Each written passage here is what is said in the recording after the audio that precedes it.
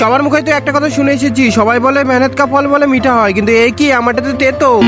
আজ দুপুরে বাবুকে স্কুল থেকে বাড়ি আনতে বেরোবোই, সেই সময় দেখি আজ তো কড়া রোদ দিয়েছে। আজ এত রোদ দেওয়ার কারণটি হলো আজকের মেঘটি একদমই পরিষ্কার। এতদিন তো বৃষ্টিতে ভিজছিলাম, কিন্তু আজ মনে হয় ঘামেই ভিজতে লাগবে। সবার প্রথম বন্ধুর বাড়ি গিয়ে ডুবিটি পরে বেরিয়ে পড়ে বাবুকে স্কুল থেকে আনতে। স্কুলে আসার পর বাবুরও ছুটি হয়ে যায়। বাবু বেরোতে না বেরোতে দুষ্টুমি করতে লেগে পড়ে, বলতে লেগে পড়ে মামা বাইক চালাবো, মামা বাইক চালাবো।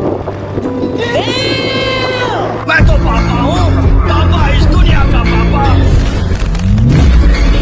বাড়িতে এসেই তো আর থাকতে পারছি না, তখনই চট করে মনে পড়ে যায় গাছে তো একটি নারকেল আছে, সেটি পেড়ে আজ খাবো। পিছনে গিয়েই তো আমি অবাক, তার কারণ গাছে মাত্র একটি ডাবই আছে। যাই হোক, গরমে আর থাকতে পারছি না, তাই গাছে উঠে চট করে পেড়ে নিলাম ডাবটি। ये तो लेटेस्ट न्यूज़ है। তারপর সুন্দর মতো কাটতে লেগে পড়লাম ডাবটিকে।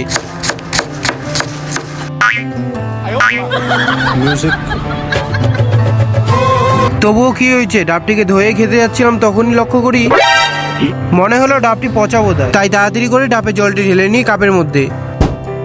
সত্যি বলতে ডাবটি কেটে দেখি ডাবটিতে পচা। ছোট থেকে যা যা শুনেছি সব মিথ্যে কথা। মেহনত কা ফল মিঠা হতা হ্যায় ঘন্টা। তারপর মা দেখি তাড়াতাড়ি করে বাইরে কাপড়গুলি গুটিতে লেগে পড়লো, তার কারণ বাইরে প্রচুর হাওয়া দিচ্ছিল। আমি তো ডাবের জল খেতে পারলাম না, তাই কলের জলই খাই। জলটি খেয়ে কিন্তু আমার রাগটি কমে নেই, তাই রাগের মাথায় বেরিয়ে বললাম গ্রাউন্ডের দিকে। গ্রাউন্ডে গিয়েই করে নিলাম 20 কিলোমিটার। পুরো ভিডিওটা নিচে দেওয়া আছে।